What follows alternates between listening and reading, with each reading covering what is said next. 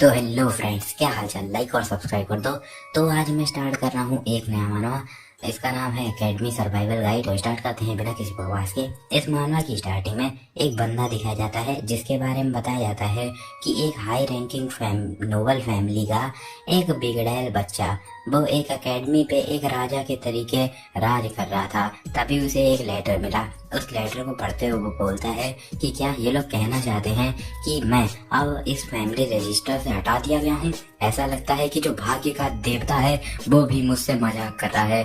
और बताया जाता है कि एड रोथ टेलर, तो अपना मेन कैरेक्टर का नाम रोथ टेलर है, तो मैं इसको टेलर बुलाऊंगा, ठीक है। तो जो टेलर की लाइफ है वो अब पूरे तरीके से खत्म हो चुकी है और उसको उसके घर से निकाल के बाहर फेंक दिया जाता है। वहीं पर दिखाया जाता है सभी लोग उसको देख करके बातें करने लगते हैं कि हे, क्या तुमने देखा नहीं, वो तो टेलर है, वो अपने जो डोर्म था, डॉर्मेट्री, उसे बाहर निकाल दिया गया है। आखिर क्या ही फायदा अब उसके आस पास जाने का। अब तो वो अपनी फैमिली से भी निकलवा दिया गया है, तो फिर अब उसके पास में रह करके कोई भी फायदा नहीं होने वाला है। दूसरा बंदा बोलता है कि तो फिर मेरे हिसाब से कि हम लोग उसको अब नेक्स्ट सेमेस्टर में नहीं देखेंगे, है ना। मेरे हिसाब से उसे तो एंट्रेंस एग्जाम में ही नहीं आना चाहिए था।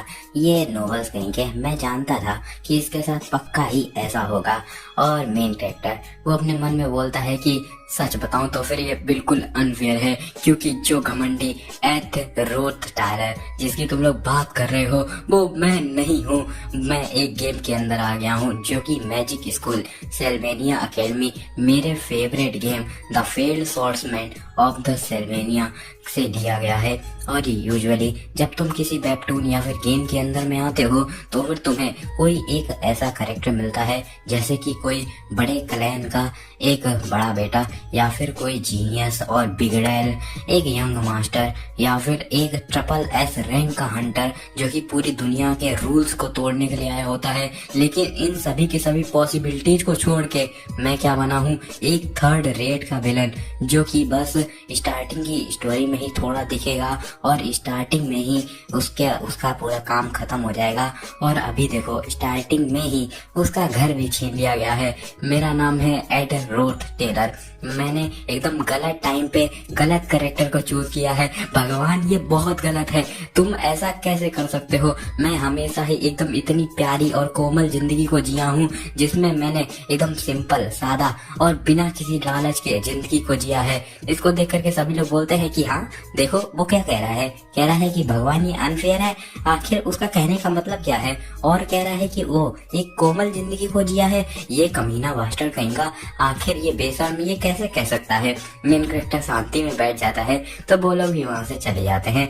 मेन कैरेक्टर अपना शीशे में चेहरा देखता है तो उसके स्टेट्स दिखाए जाते हैं और वो बोलता है कि वाह, तो यहाँ पर एक स्टेटस विंडो भी है।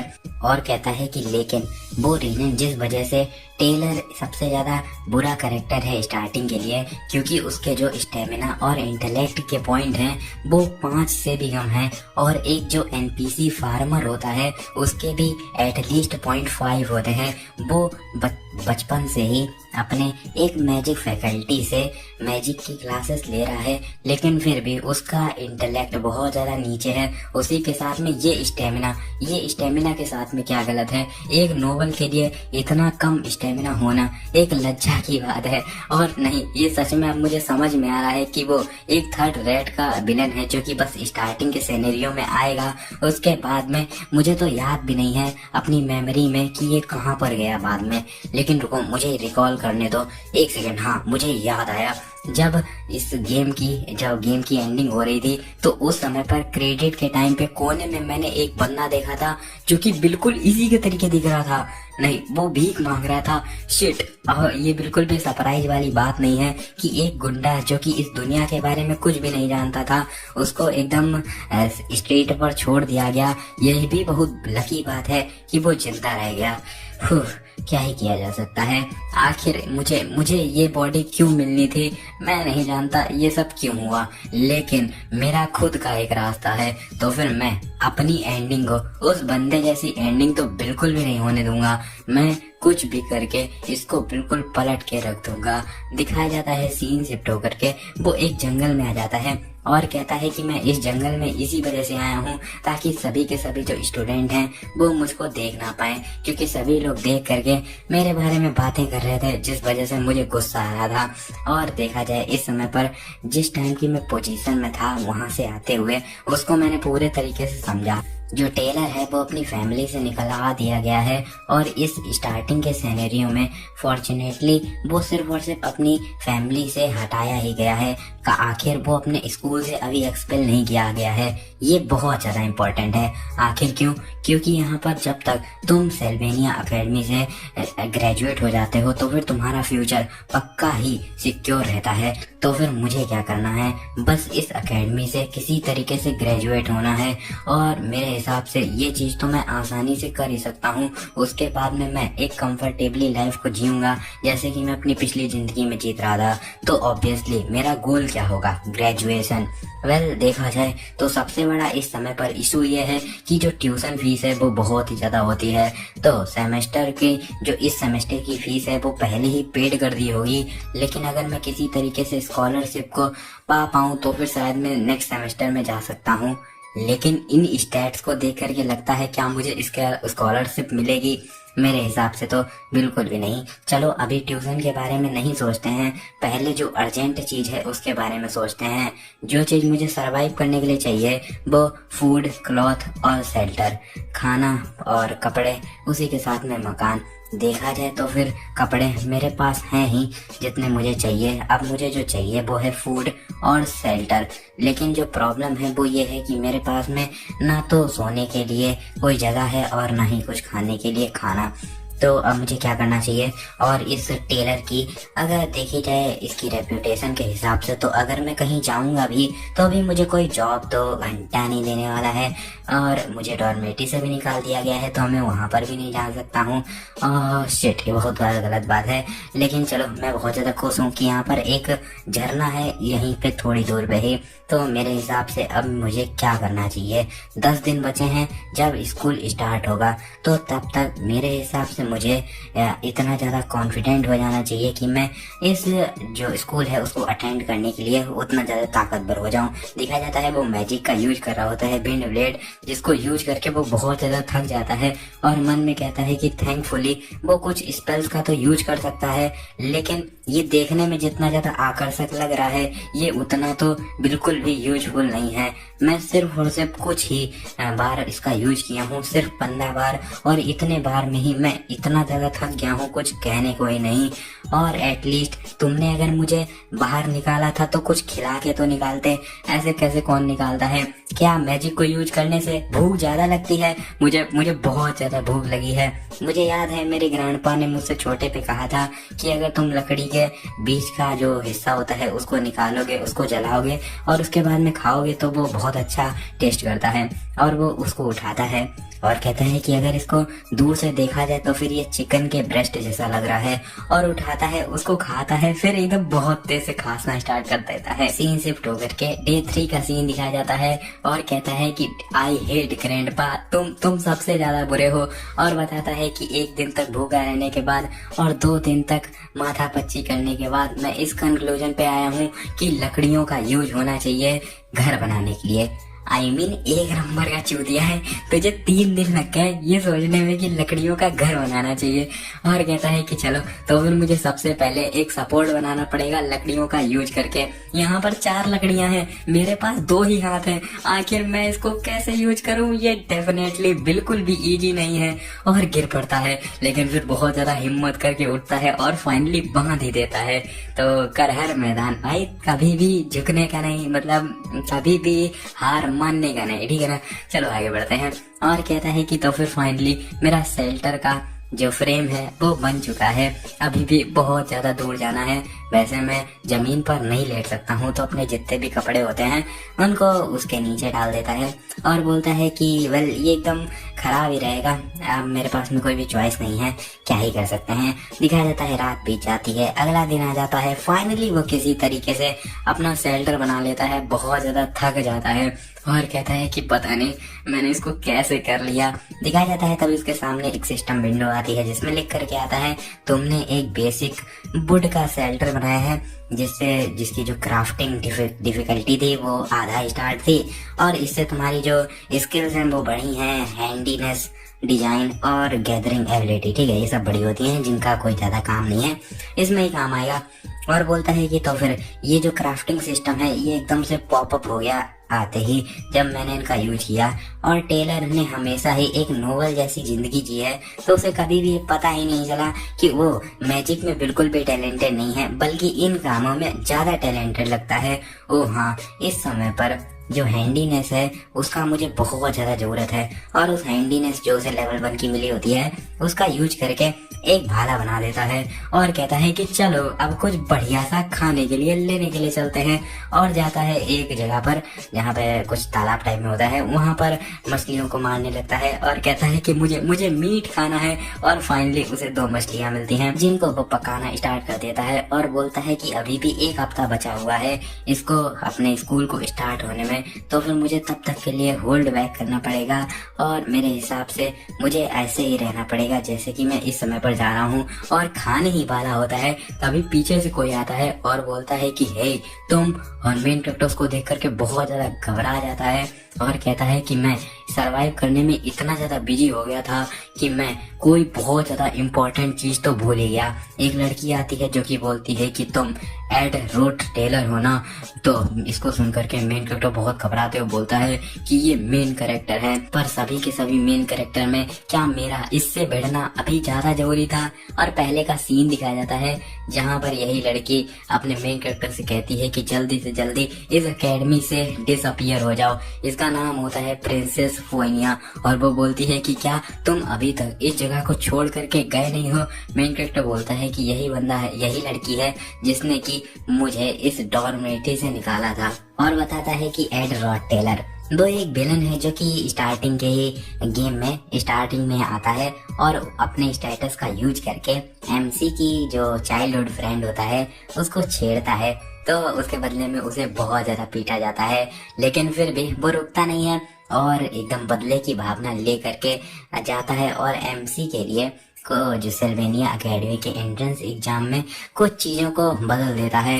लेकिन उस समय पर ये पकड़ा जाता है एक लड़की के द्वारा जो कि एंट्रेंस एग्जाम देने आई होती है, अपनी आइडेंटिटी को चेंज करके फोनिया इलियास क्लियोल, भाई बहुत खराब नाम है, जो कि क्लियोल अंपायर की 3rd प्रिंसेस होती है। और वो जो प्रिंसेस होती है उसके पास में एक एबिलिटी होती है इनसाइट, तो वो अपनी इनसाइट एबिलिटी का यूज करती है, और इस इनसाइट एबिलिटी से क्या होता है कि कोई भी उसके सामने झूठ बोलेगा तो फिर वो तुरंत ही उसका झूठ पकड़ सकती है। और उसके बाद में जब रोड टेलर पकड़ा गया तो फिर वो इतनी ज्यादा खराब स्टेट में था तो वो बस दांत किर्राता रह गया और अपने बहाने बनाता रह गया, लेकिन वो सारे के सारे झूठ थे। इस वजह से जो फोनिया थी उसको तुरंत ही सारी चीजें पता चल गई और उसी के साथ में वो अपनी डॉर्मेटरी से फेंक दिया गया। वो लड़की बोलती है कि हे आखिर तुम यहाँ पर क्या कर रहे हो। मेन कैरेक्टर बोलता है कि आखिर क्यों, मुझे इससे मिलना क्या जरूरी था। और वो लड़की बोलती है कि तुम कह रहे हो कि जो एकेडमी है उसने अभी तक तुम्हें एक्सप्लेन नहीं किया है। मेन कैरेक्टर बोलता है कि हाँ, मैं ये कहना चाहता हूँ कि मैं अभी यहाँ पर स्टूडेंट हूँ, लेकिन मैं डॉर्मेटरी से बाहर निकाल दिया गया हूँ। तो वो लड़की बोलती है कि मैं अपने शब्दों को कम में बोल रही हूँ कि यहाँ से निकल जाओ, मुझे तुम्हारे जैसे बंदे को यहाँ पर आसपास बिल्कुल भी नहीं देखना है। मैं सारे के सारे जो भी एकेडमिक डिपार्टमेंट हैं उनसे पर्सनली जाके बात कर लूंगी कि मैं ऐसे किसी बंदे को अपनी एकेडमी में नहीं रहना देना चाहती हूँ जो कि इतने ज्यादा बुरे काम करता है। वो वहाँ पर सुना रही होती है, अपना मेन कैरेक्टर अपनी मछली को देखते हुए कहता है कि नहीं, जल रही है मेरी मछली जल रही है, मैं 3 दिन से भूखा हूँ, मेरा कीमती खाना। मेन कैरेक्टर बोलता है कि जिस समय पर फूड मेरा जल रहा है वो एक बहुत बड़ी प्रॉब्लम है, लेकिन इस समय पर मेरी जिंदगी भी दांव पर लगी हुई है क्योंकि ये जो लड़की सामने खड़ी है प्रिंसेस फोइनिका, इसके पास में इतनी पावर है कि ये मुझे आसानी से एक्सपेल करवा सकती है। तो मेन कैरेक्टर उसकी तरफ बढ़ते हुए खतरनाक तरीके से कहता है कि जो सूरज है अब डूबने वाला है, क्या जो रॉयल्टी आपकी जैसी उसको हेवनली आर्म्ड सोल्जर के साथ में गार्डेड नहीं रहना चाहिए। और सोचा जाए आप जैसी एक नोबल प्रिंसेस वो यहाँ पर आइसोलेटेड मतलब खाली जंगल में अकेले आ चुकी है, तो फिर ये तो बहुत ज्यादा गलत बात है ना। तो इसको सुन करके वो लड़की बोलती है कि क्या तुम्हें लगता है कि तुम मुझे धमकी दे सकते हो? क्या तुम्हें लगता है कि अगर मेरे पास में कोई भी गार्ड नहीं है तो तुम मेरा कुछ बिगाड़ सकते हो? तो पक्का ही अब तुम बहुत तेज से पिटाई खाने वाले हो, मतलब इसके बाद में तुम बहुत ज्यादा रिग्रेट करने वाले हो। मेन कैरेक्टर बोलता है कि क्या आपका मतलब क्या है? मैं धमकी तो बिल्कुल नहीं दे रहा, और उसके सामने झुक जाता है और कहता है कि मैं सिंपली आपको थैंक करने की कोशिश कर रहा हूँ। तो वो लड़की फिर से अपनी इनसाइट का यूज करती है और देखती है कि वो झूठ तो नहीं बोल रहा है, लेकिन मेन कैरेक्टर एकदम सच बोल रहा होता है। इसको सुन करके वो चौंक जाती है और उस मेन कैरेक्टर बोलता है कि आखिर वो सरप्राइज लग रही है। और मेन कैरेक्टर बताता है कि जो रोथ टेलर की फैमिली है वो एक बहुत ज्यादा फेमस और इन्फ्लुएंसर फैमिली है, लेकिन असलियत में वो अपने इस नेम का यूज करके सिटीजन को एक्सप्लॉइट करती है और उसी के साथ में जो मानव तस्करी है वो भी करती है। बोले तो ह्यूमन एक्सपेरिमेंट और ह्यूमंस को बेचना। और जो एमसी है वो स्टार्टिंग से ही अपनी फैमिली का कचरा था और उसकी जो फैमिली थी उसका तो मरना तय ही था, लेकिन इस समय पर मैं अपनी फैमिली से निकलवा दिया गया हूँ, तो फिर ये मेरे लिए अच्छी बात है, क्योंकि अब अगर मेरी फैमिली को मारा जाएगा तो फिर मैं बच करके रह जाऊंगा। भले ही मेरा खाना चल रहा है, लेकिन इस समय पर ज्यादा जरूरी चीज ये है कि मैं इस मैटर को सुलझाऊं, क्योंकि अगर प्रिंसेस फोनिया ने मुझे एकेडमी से निकलवा दिया तो फिर मेरा गेम ओवर हो जाएगा, मैं खत्म हो जाऊंगा। तो फिर इस टाइमलाइन के अनुसार देखा जाए तो जब रोथ टेलर को निकाला गया था तब से अब एकेडमी का पहला दिन मतलब स्कूल का पहला दिन स्टार्ट होने में लगभग में 1 हफ्ता बचा हुआ है। तो फिर क्या रीजन हो सकता है जिस वजह से प्रिंसेस यहाँ पर आई है और बोलता है कि यहाँ पर आप बिना किसी भी गार्ड के आई हैं, उसी के साथ में आप सिंपल कपड़े पहने हैं, तो इसका मतलब ये है कि आप क्लास प्लेसमेंट टेस्ट के लिए आई हैं। और बताता है कि ये एक टेस्ट होता है जो कि तुम्हें मैजिक फॉरेस्ट में आ करके जो मैजिकल बीट्स होती हैं हिडन, उनको ढूंढना होता है। मेन कैरेक्टर बोलता है कि जो प्रोफेसर ग्लास्ट होते हैं उनका टेस्ट बहुत ज्यादा शातिर माना जाता है। ऑफ कोर्स अगर ये नोबल प्रिंसेस फोनिया है तो फिर आप पक्का ही कोई ना कोई बेस्ट क्लास के लिए ही मतलब क्लास ए में ही जाना चाहती होंगी। इसको सुन करके वो लड़की बोलती है कि क्या तुम मुझे फिर से अपनी बातों से बदलना चाहते हो? तुम्हें क्या लगता है कि तुम मेरा कुछ भी बिगाड़ पाओगे? तुम बिल्कुल भी नहीं बदले हो, बस तुम रुको, मैं तुम्हें जितनी जल्दी से जल्दी हो पाए उतनी जल्दी से जल्दी अगर रिक्वेस्ट करूंगी एकेडमी से कि तुम्हें एक्सपेल करा दिया जाए। तभी मेन कैरेक्टर बोलता है कि लेकिन बिना मेरी हेल्प के आप कभी भी क्लास ए में नहीं जा सकती हैं। अगर आपको मेरे जो शब्द हैं वो झूठ लग रहे हैं तो फिर आप मुझे आसानी से एक्सपेल्ड करा सकती हैं। अगर आप लेक की साइड में साउथ ईस्ट की तरफ में जाएंगी, वहाँ पर एक बहुत ज्यादा घास वाला आइलैंड होगा, वहीं पे बीच में एक बड़ा सा ट्री होगा। वहीं पर जाने पर उस ट्री को कहते हैं मेरिल्डा गार्डियन ट्री। उसी ट्री के नीचे आपको एक मेरी तरफ से छोड़ा हुआ प्रेजेंट मिलेगा, प्रेजेंट बोले तो तोहफा। और जो प्रिंसेस होती है वो वहां पर आकर के उस बीड को उठा लेती है और सोचती है कि जो रोथ टेलर जिसको कि मैंने 3 दिन पहले देखा था वो पक्का ही एक झूठा और मक्कार इंसान था।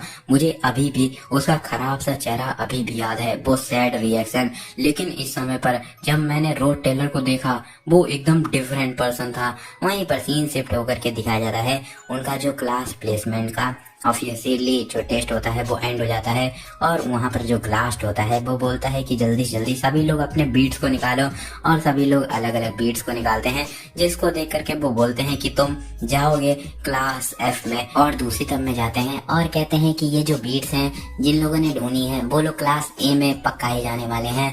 तो जिन लोगों ने इसको ढूंढा है वो पहला है जिक्स, दूसरा लोरेटेल और तीसरा बंदा जिसने ढूंढा है जो कि मेरिल्डे जो गार्डियन ट्री था उसके नीचे था। यूजुअली इसके पास में बहुत ज्यादा हाई मैजिक पावर है। जिसने भी इसको ढूंढा है हिडन बीट को वो पक्का ही फर्स्ट नंबर पे होगी, वो टॉप क्लास में आने वाली है। और वहाँ पर हमें वही जो प्रिंसेस होती है उसको दिखाया जाता है लेकिन वही सीन शिफ्ट हो जाता है, तुरंत ही नाम नहीं लिया जाता है, सीन शिफ्ट हो जाता है और अपना मेन कैरेक्टर जो कि कहता है कि मेरी सारी सारी मछली पूरे तरीके से जल चुकी है, अब मेरे हाथों में इतना भी दम नहीं बचा है कि मैं भाले का यूज करके दोबारा से मछली पकड़ पाऊं, और एक फिशिंग रॉड को बनाता है और कहता है कि जो प्रिंसेस एलियास क्लोएल है, उसका पूरा नाम है प्रिंसेस फोनिया का, वो बोलता है कि वो जब जवान थी तो स्टार्टिंग में ऐसा सोचा जाता था उसको बहुत ही ज्यादा आसानी से बुद्धू बनाया जा सकता है और बहुत ज्यादा छोटे से ही उसको ऐसे मतलब बहुत मासूम टाइप में समझा जाता था, लेकिन जैसे जैसे टाइम बीता उसने अपनी इनसाइट को बढ़ा लिया जिससे वो किसी भी इंसान के सच या झूठ को आसानी से पकड़ सकती थी। इस वजह से कोई भी उसको बिल्कुल आसानी से धोखा नहीं दे सकता है। इस वजह से यहाँ पर मेरे पास में कोई भी चॉइस नहीं थी उसको एक सही इंफॉर्मेशन देने के अलावा। लेकिन यहाँ पर एक और बड़ी प्रॉब्लम हो जाएगी, अगर वो जो बीड है वो प्रिंसेस ले जा करके उनको दे देगी और क्लास फर्स्ट में चली जाएगी। लेकिन क्या रीजन है जिस वजह से पिछली जिंदगी में जो प्रिंसेस थी उसको प्रिंसेस ऑफ लव कहा जाता था? क्या आप लोगों को पता है? भले ही वो क्लास एफ में गई हो लेकिन फिर भी उसके बाद में भी उसे प्रिंसेस ऑफ लव कहा जाता है। आखिर ऐसा क्यों? ऐसा इस वजह से नहीं था कि क्योंकि ये एक कुछ आपके लिए स्टैट्स है या फिर कुछ ऐसा कुछ नहीं है, बल्कि वो इस वजह से था क्योंकि वो हमेशा ही राइटियसनेस के पाथ पर चलती रहती थी। लेकिन अगर देखा जाए, अगर अभी उसने उस बीट को ले लिया और क्लास ए में चली गई तो फिर जो सारे का सारा स्टोरी का सिनेरियो है पूरे तरीके से टूट जाएगा। और भले ही मैं इस समय पर बच जाऊं एक्सपेल होने से, लेकिन उस समय पर मेरी सारी की सारी जो भी इंफॉर्मेशन मेरे पास में होगी वो यूजलेस हो जाएगी। तो फिर मैं जानता हूं कि ऐसा हो सकता है, लेकिन फिर भी मुझे सब कुछ पता है क्योंकि वो प्रिंसेस ऑफ लव है। और दिखाया जाता है लास्ट में जो टीचर नाम लेता है वो लेता है लूसी मैरियल, जो एक लड़की होती है और वो सो रही होती है। मेन कैरेक्टर बोलता है कि जो फ्यूचर है वो अभी भी चेंज नहीं होगा। और दिखाया जाता है पहले का सीन जहाँ पर प्रिंसेस जब उस ट्री के नीचे आई होती है और उस बीट को उठाती है और कहती है कि रोड टेलर ने बिल्कुल भी झूठ नहीं बोला था, और लेकिन फिर भी ये एक तोहफा तो बिल्कुल भी नहीं है। मेन कैरेक्टर बोलता है कि आखिर क्यों प्रिंसेस फोनिया हमेशा ही अपनी आइडेंटिटी को छुपा के रहती हैं।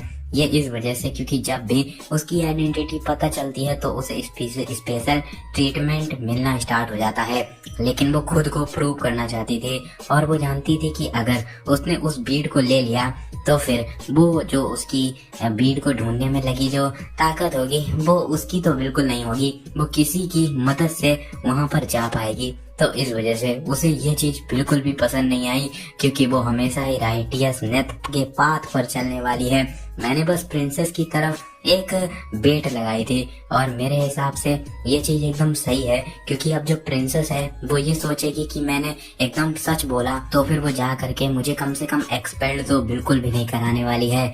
और सेकंड चीज वो ये होने वाली है, दिखाया जाता है प्रिंसेस जो कि मुक्का मारती है और बोलती है कि जो रोड टेलर था उसने बिल्कुल भी झूठ नहीं बोला था। एल रोड टेलर, तुम बस इंतजार करो, मैं तुम पर पूरे तरीके से नजरें गड़ा करके रखूंगी।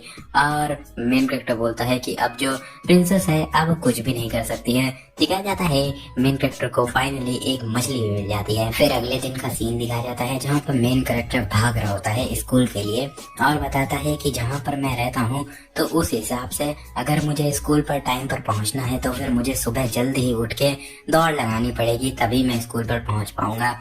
और एक जगह जाकर के रुक जाता है और कहता है कि फाइनली मैं वापस आ गया, शहर में आ जाता है और भाई साहब क्या मस्त नजारा होता है। बताता है कि मैं सेल्वेनिया एकेडमी में आ चुका हूँ। सीन शिफ्ट होकर के दिखाया जाता है उनकी एकेडमी का सीन जहाँ पर एकेडमी में सभी के सभी बच्चे बैठे होते हैं कुर्सियों के ऊपर और अनाउंसमेंट हो रही होती है कि आप लोग यहाँ पर आ चुके हैं, आज अपनी ओपनिंग सेरेमनी है तो आज एंजॉय करिए खाना को। दिखाया जाता है मेन कैरेक्टर जिसके के बारे में लोग अलग अलग बातें कर रहे होते हैं। मेन कैरेक्टर कहता है कि मुझे इस चीज से घंटा फर्क नहीं पड़ता है क्योंकि आज मुझे बहुत दिन बाद खाना खाने को मिला है, तो बस मुझे खाना खाने दो। और भाई साहब इतनी प्लेटें खाना खा ली होती ना, क्या बताएं, कुछ कहने को नहीं। और सभी के सभी लोग यही बातें कर रहे होते हैं। मेन कैरेक्टर कहता है कि मुझे इन बातों से कोई भी फर्क नहीं पड़ रहा है क्योंकि मेरा जो गोल है इस समय पर ग्रेजुएशन है। एक जगह का सीन दिखाया जाता है जहाँ पर सभी की कुछ लड़कियां अलग अलग बातें कर रही होती हैं वहीं पर एक पिंक बालों वाली लड़की को दिखाया जाता है। वो लड़कियां बातें करके कहती हैं कि चलो हम लोग इसके बारे में बाद में भी डिस्कस कर सकते हैं, पहले कुछ खाने के लिए चलते हैं। वही जो पिंक बालों वाली लड़की होती है वो कहती है कि ये बहुत ज्यादा अजीब चीज है, वो बंदा एकदम पूरे तरीके से पहले से अलग लग रहा है। और मेन कैरेक्टर बोलता है कि मैं अब ये इच्छा करता हूँ कि अब आगे सारी की सारी चीजें नॉर्मली ही बीते, कुछ भी मेरे लिए डिफिकल्ट ना हो। और बताता है कि आज सेल्वेनिया एकेडमी में मेरा पहला दिन है। दिखाया जाता है एक जगह का सीन जहाँ पर जो लेक्चरर होते हैं वो लेक्चर दे रहे होते हैं। फिर हमें डीन ऑफिस का सीन दिखाया जाता है। मेन कैरेक्टर कहता है कि इस पहले दिन ही मैं ऑलमोस्ट बिल्कुल एक्सपेल होने ही वाला था और मैंने बिल्कुल भी एक्सपेक्ट नहीं किया था कि जो फोनिया है वो डीन को मेरे बारे में बताएगी जा करके। देखा जाए उस बुढ़े के चेहरे को देख करके, जो स्माइल उसके चेहरे पे थी, तो ऐसा तो नहीं लगता है कि प्रिंसेस फोनिया ने उससे कुछ भी मेरे बारे में बुरा कहा है। एनीवे, मैं बहुत ही ज्यादा मुश्किल से इस सिचुएशन को अवॉइड कर पाया हूँ। तो फिर चलो अब से केयरफुल रहते हैं और ओरिजिनल स्टोरी से दूर रहते हैं ताकि ओरिजिनल स्टोरी बिल्कुल भी बर्बाद ना हो। और बताता है कि जो मेरी सर्वाइवल स्किल, उसी के साथ में जो मैजिक स्किल है, सर्वाइवल स्किल वही जैसे कि वो भाला वाला बना रहा है तो उसे कुछ स्किलें मिल रही हैं तो वही सर्वाइवल स्किल है। तो कहता है कि ये जो सर्वाइवल स्किल उसी के साथ में ये जो मैजिक स्किल है, अगर मुझे इनको एक साथ सही तरीके से यूज करना है तो मेरे लिए सबसे अच्छा वेपन रहेगा एरो। और एरो का यूज करके एक खरगोश को मार देता है और कहता है कि देखा जाए मेरी जिंदगी के बारे में तो फिर मैं आगे जा करके अपनी सर्वाइवल स्किल को बढ़ा करके बहुत अच्छे एरो को बना सकता हूँ। उसके बाद में मैजिक का यूज करके उन पर स्पिरिट और मैजिक फॉर्मूलों को भी लिख सकता हूँ। ये बहुत ज्यादा अच्छी बात है। और सामने की तरफ देख करके थोड़ा सा चौंक जाता है। सामने एक लड़की दिखाई जाती है जिसके बाल भी पिंक होते हैं। आई थिंक ये वही लड़की है, लेकिन अभी कुछ कंफर्म नहीं है। मेन कैरेक्टर उसको देखता है और कहता है कि जेनिका फेलवर। और वो लड़की भी अपने मेन कैरेक्टर की तरफ देखती है और बोलती है कि अच्छा, तो तुम वही अमेजिंग बंदे हो जिसके की बारे में मेरिल्डा बात कर रही थी। और एकदम से मेन कैरेक्टर के पास आ जाती है। मेन कैरेक्टर चौंक जाता है और अपने मन में बोलता है कि आखिर वो उस जगह से एकदम से मेरे पास कैसे आ गई। वो लड़की बोलती है कि तुम एड रोथ टेलर हो, है ना? मैं जेनिका फेलवर हूँ। तो इसको जेनिका बुलाते हैं। तो जेनिका बोलती है कि ये मैं भी सेकेंड ईयर में हूँ, बिल्कुल तुम्हारे तरीके, तुम मुझे जेनिका बुला सकते हो। क्या तुम सरप्राइज हो? क्योंकि मुझे तुम्हारे बारे में पता है। वैसे तुम्हें देख सकते हो कि ये जो टेरिटरी है ये एक हाई रैंकिंग स्पिरिट मेरिल्डा के नीचे आती है और मैंने सारी की सारी चीजें तुम्हारे बारे में उससे ही सुना। तो मेन कैरेक्टर बोलता है कि अच्छा, तो तुम ये बोल रही हो कि ये जो मास्टर थी फॉरेस्ट की उसने तुम्हें मेरे बारे में बताया। तो इसको सुन करके जेनिका भी बोलती है कि जो मेरिल्डा है वो दूसरों की बातों में बहुत ज्यादा घुसना पसंद करती है। वैसे ही इसी वजह से वो आसपास की जगहों पर बहुत अच्छे तरीके से अटेंशन रखती है। ये ऑब्वियस है, तो वो तुम्हारे जैसे एक अनवांटेड विजिटर को भी देख ही लेगी। मेन कैरेक्टर अपने मन में बोलता है कि क्या अनवांटेड विजिटर? ओ एक सेकेंड, शायद से मैं सच में हूँ, क्योंकि मैंने बहुत सारे एनिमल को मारा, उसके बाद में बहुत सारे पेड़ भी काटे, तो मैं एक अनवांटेड विजिटर तो हूँ ही। और एकदम डरा हुआ चेहरा बना लेता है। तो इसको देख करके जेनिका बोलती है कि तुम्हें बिल्कुल भी घबराने की जरूरत नहीं है। ये एकदम नेचुरल है कि जो जीव होते हैं वो दूसरे जीव को मार के खाते हैं। मेरिल्डा ऐसी बातों के बारे में बिल्कुल भी ध्यान नहीं देती है। मेन कैरेक्टर दूसरी तरफ देखते हुए शर्माते हुए कहता है कि मेरे हिसाब से एक जो बड़ा भेड़िया भी होता है उसके पास में भी एक प्यारा सा सॉफ्ट दिल होता है। जेनिका मेन कैरेक्टर की तरफ में देखती है और बोलती है कि ये बहुत ज्यादा अनएक्सपेक्टेड था। और चलो ठीक है, यहाँ पर एक ऐसी चीज है जो कि मैं आपको दिखाना चाहती हूँ। क्या ये क्यूट ही है? और अपने हाथों को आगे कर देती है और कहती है कि मैंने इसके साथ में तुरंत ही कांटेक्ट बना लिया जैसे ही मैंने इसको देखा। क्या तुम इसको टच करना चाहोगे? तो मेन कैरेक्टर उसकी तरफ में देखता है और कहता है कि एक कॉन्ट्रैक्टेड स्पिरिट, क्या ये एक स्पिरिट है? और बोलता है कि अगर मैं जेनिका के साथ में फ्रेंड बनना चाहता हूँ तो फिर मुझे कुछ नहीं, उसके साथ में अच्छे तरीके से व्यवहार करना पड़ेगा। और बोलता है कि मैं नहीं जानता, मुझे कोई भी स्पिरिट नहीं दिख रही है, या फिर मेरे हिसाब से मैं स्पिरिट को देख नहीं सकता हूँ। तो वो जेनिका भी बोलती है कि क्या तुम स्पिरिट्स को देख नहीं सकते हो? मेन कैरेक्टर बोलता है कि हाँ, मैं नहीं देख सकता हूँ। एनीवे मैं यहाँ पर खाना ढूंढने के लिए आया था, तो फिर मैं यहाँ से जा रहा हूँ। और उधर से जाते हुए बोलता है कि मैं सिर्फ और सिर्फ अगर ओरिजिनल स्टोरी लाइन को फॉलो करूंगा तभी मुझे अपनी जो मेरी इंफॉर्मेशन है उसका एडवांटेज मिल पाएगा, क्योंकि जो जेनिका फेलवर है वो कोई ऐसी बंदी है जो कि ओरिजिनल स्टोरी में बहुत ज्यादा इम्पोर्टेंस रखती है। वो कोई ऐसी नहीं है जिससे कि मुझे क्लोज जाना चाहिए, तो फिर मैं उससे बिल्कुल भी दोस्ती नहीं कर सकता हूँ। वो लड़की उसको जाते हुए देखती है और एकदम से अपने एक्सप्रेशन को बदल लेती है, पुरानी बात को याद करती है और बोलती है कि ये बिल्कुल वैसा ही है जैसा कि तुमने बताया था मेरिल्डा। ये बंदा सच में बहुत ज्यादा इंटरेस्टिंग है। उसके पीछे एक भेड़िया और एक चमगादड़ जैसा स्पिरिट आ जाता है। वो लड़की बोलती है कि चाहे जितना भी मैं इसके बारे में सोच लूं, मुझे लगता है कि वो तुम्हें बिल्कुल भी देख नहीं सकता था। आखिर वो कौन था? और उसके अलावा मैंने बहुत ज्यादा अच्छे तरीके से उसके सामने बात करने की कोशिश करी, लेकिन उसने क्या जवाब दिया? हाँ। आखिर उस हाँ का क्या मतलब हो सकता है? ये चीज मुझे परेशान कर रही है। वेल, ऐसा तो नहीं है कि हम लोग इसके बाद में दोबारा मिलने नहीं वाले हैं, क्योंकि अब मैं जब भी चाहूँ उसको कभी भी ढूंढ सकती हूँ। और मेन कैरेक्टर बताता है कि मेरे शेल्टर और उसी के साथ में जो स्कूल का डिस्टेंस है वो बिल्कुल भी पास नहीं है। मुझे सुबह सुबह उठ करके एकदम जल्दी से जल्दी भाग करके स्कूल जाना पड़ता है, लेकिन इसके कारण मेरे जो स्टैट्स हैं वो भी थोड़े थोड़े बढ़ रहे हैं। और अगर तुम अच्छे तरीके से नोटिस करो तो फिर यहाँ पर एक कोई है जो कि अपने मेन कैरेक्टर को छुप करके देख रहा है। वहीं पर स्कूल में भी दिखाया जाता है, वही पिंक वाली लड़की मेन कैरेक्टर की तरफ में देख रही होती है। और मेन कैरेक्टर कहता है कि अगर मैं स्कॉलरशिप चाहता हूँ तो फिर मुझे बहुत ज्यादा अच्छे तरीके से स्टडी करनी पड़ेगी। और बताता है कि मैंने एक पत्थर के ऊपर एक पैनी लकड़ी का यूज करके उस पर लिखना स्टार्ट कर दिया, और उसी के साथ में मैंने कुछ लोगों की जो एकेडमी से मिलने वाली लाइब्रेरी से जो बुक होती थी उनको कॉपी कर लिया। मतलब सोच रहे हो कितना ज्यादा अपना मेन कैरेक्टर एफर्ट कर रहा है। और बताता है कि उसी के साथ में जब मैं घर पे पहुंचता था तो मैं अपने कपड़ों को डेली वियर के लिए, डेली पहनने के लिए मैं अच्छे तरीके से धुल देता था। और अब तुम सोचोगे इसके बाद में मेरे पूरे दिन का काम खत्म हो जाता है? बिल्कुल भी नहीं, क्योंकि रात में मुझे देखना पड़ता है कि मेरे पास खाने के लिए कुछ है या फिर नहीं, या फिर मेरे पास फायरवुड है या फिर नहीं, और मुझे आसपास की सारी जगहों को चेक करना पड़ता है। मैं कुछ 4 घंटे शायद से ही सो पाता हूँ, लेकिन ये चीज मुझे परेशान नहीं कर रही है। जो चीज मुझे परेशान कर रही है वो है, और बोलता है कि हे आखिर तुम कितने लंबे समय तक मुझे फॉलो करने वाली हो? तो वो लड़की बोलती है कि क्या तुम्हें मेरे बारे में तो पता है? मेन कैरेक्टर बोलता है कि ये बहुत ज्यादा अजीब हो जाएगा अगर मुझे इसके बारे में नहीं पता होगा। और एकदम खतरनाक से चेहरा बनाते हुए बोलता है कि क्या तुम्हें पता नहीं है आखिर मैं कौन हूँ?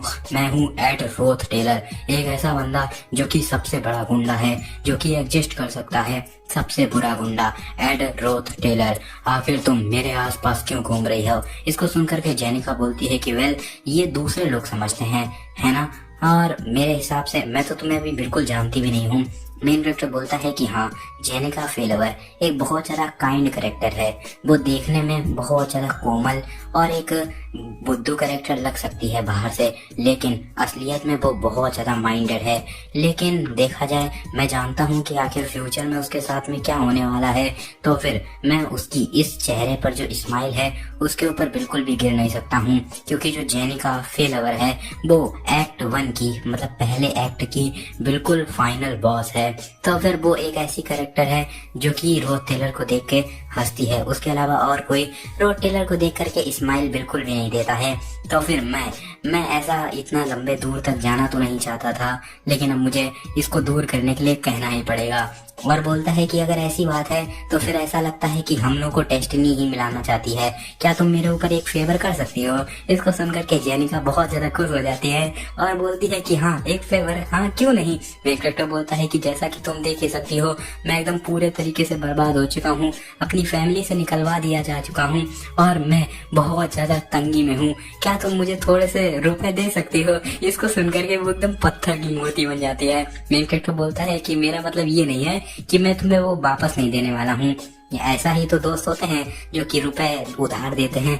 आखिर तुम्हारे पास में कितने रुपए हैं? मेन कैरेक्टर बताता है कि हर साल जेनिका को स्कॉलरशिप मिलती है इस वजह से क्योंकि वो एक टॉप क्लास की स्टूडेंट है, लेकिन ये चीज उसकी एक्सीलेंस को नहीं दिखाती है। जो चीज उसकी एक्सीलेंस को दिखाती है वो ये है कि वो उसका जो बैकग्राउंड है वो बहुत ही ज्यादा गरीब है, और उसी के साथ में अगर उसको स्कॉलरशिप ना मिले तो फिर वो अपनी ग्रेजुएशन, हायर ग्रेजुएशन भी नहीं कर पाएगी और आगे स्कूल में इनरोल भी नहीं हो पाएगी, क्योंकि जेनिका गरीब है। तो उसकी वीकनेस है रुपया रुपया, और जो जेनिका होती है वो एकदम पत्थर बन के टूट जाती है और बोलती है सॉरी। मेन कैरेक्टर बोलता है कि इसी के साथ में जेनिका फेल लवर की कहानी खत्म होती है और 3 दिन बाद का सीन दिखाया जाता है। मेन कैरेक्टर बोलता है कि वैसे मुझे बिल्कुल भी अच्छा तो नहीं लग रहा है, लेकिन मैं किसी और इम्पोर्टेंट कैरेक्टर के साथ बिल्कुल भी मिलना नहीं चाहता हूँ। चलो आपसे केयरफुल रहते हैं ताकि जो ओरिजिनल स्टोरी लाइन है वो बिल्कुल भी चेंज ना हो। और जाता है अपनी कुटिया में और बहुत ज्यादा चौंक जाता है और कहता है कि व्हाट द फक, आखिर ये क्या बकवास है। और मैं जो अपना राइटर होता है वो बताता है कि अगर सच बताऊं तो इस समय पर रोड टेलर जिस वजह से घबराया हुआ है वो कारण है क्योंकि इस समय पर उसके सामने जो कैरेक्टर है उसकी प्रेजेंस जेनिका से भी ज्यादा खतरनाक है। एक ऐसी कैरेक्टर जिसकी की रिस्पेक्ट हर क्लासमेट इवन की प्रोफेसर भी करते हैं। एक rare genius most powerful character, इस फेल्ड स्वॉर्ड्समैन ऑफ सिल्वेनिया की लड़की लूसी मेरियल। ये वही लड़की होती है जिसने वो वाला लास्ट वाला बीट भी ढूंढा होता है और वो लड़की उठने लगती है, थोड़ी अंगाई लेती है। मेन कैरेक्टर बोलता है कि आखिर ये क्या बकवास है, आखिर वो यहाँ पर क्यों सो रही है, नहीं इवन वो यहाँ पर माउंटेन में क्या करने आई है, और मुझे ओरिजिनल स्टोरी लाइन को भी देख करके चलना है, दूर रहो दूर रहो। तभी वो लड़की बोलती है कि है तुम बहुत ही ज्यादा लाउड हो जिस वजह से मैं सो नहीं पा रही हूँ। मेन कैरेक्टर बोलता है कि हाँ आखिर मैंने क्या ही किया।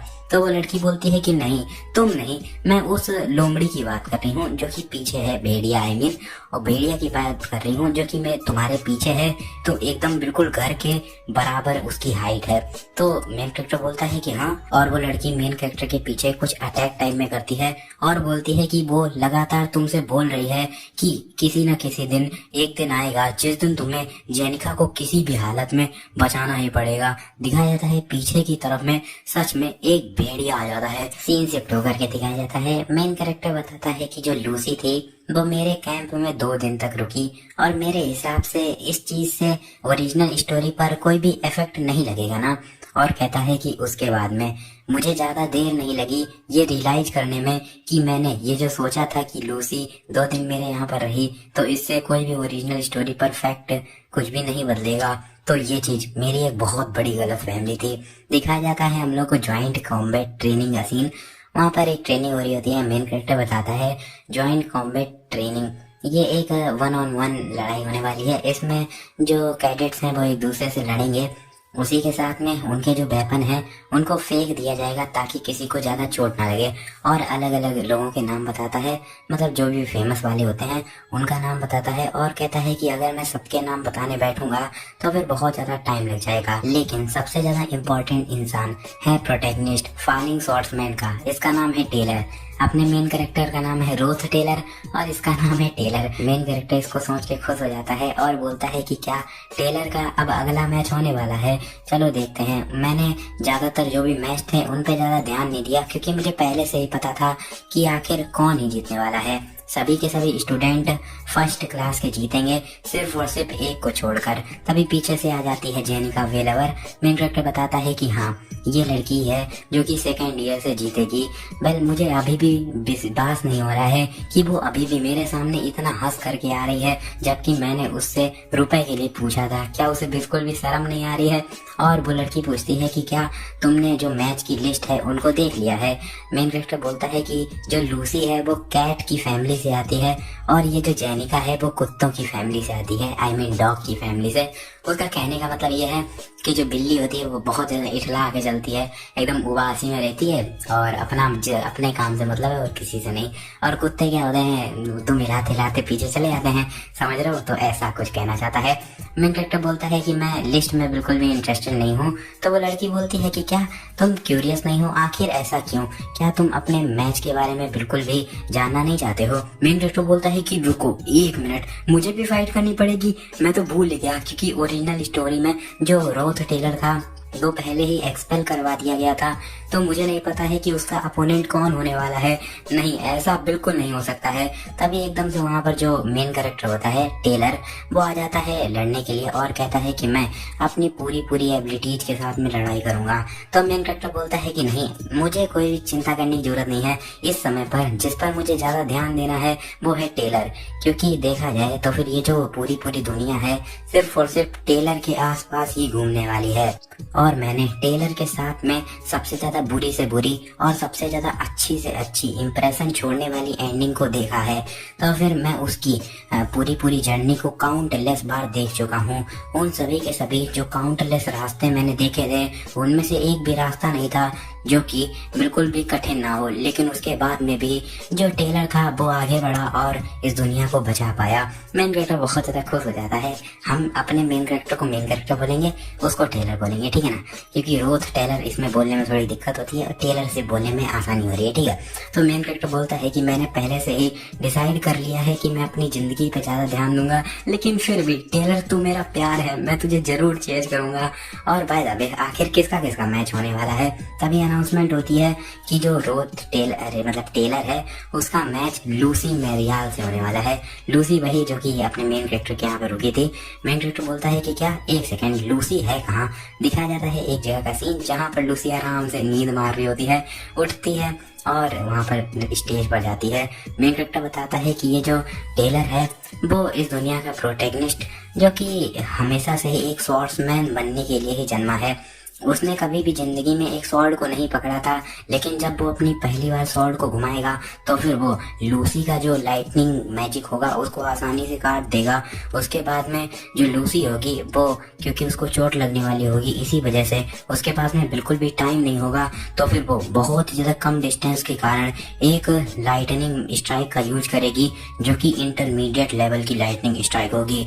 और उस समय पर जो टेलर होगा वो पूरे तरीके से ओवर पावर्ड हो जाएगा, क्योंकि वो थी मैजिक स्पेल, वो एक इंटरमीडिएट लेवल की थी। लेकिन लूसी डिस्क्वालीफाई हो जाएगी क्योंकि उसने एक इंटरमीडिएट लेवल का मैजिक का यूज किया होगा। उसके बाद में जो टेलर होगा उसको बहुत ज्यादा सम्मान मिलेगा लूसी को पहली बार हराने की वजह से। ये एक लेजेंडरी सीन था, मैं इसको मिस नहीं कर सकता हूँ। जो रेफरी होता है वो चिल्लाता है कि चलो मैच को स्टार्ट करो, तो जो टेलर होता है आगे बढ़ता है अटैक करने के लिए, लेकिन लूसी दूर से ही एकदम से अटैक करती है, जिससे टेलर की हालत ऐसे ही खराब हो जाती है, जिसको देख करके सभी लोग चौंक जाते हैं।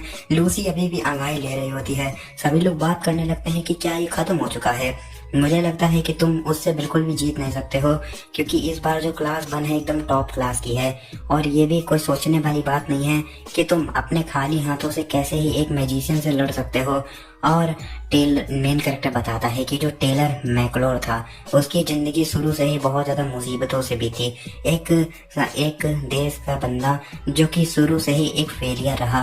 उसके बाद में जब वो अपने स्कूल में गया तब भी उसे कुछ अच्छे ग्रेड नहीं मिले।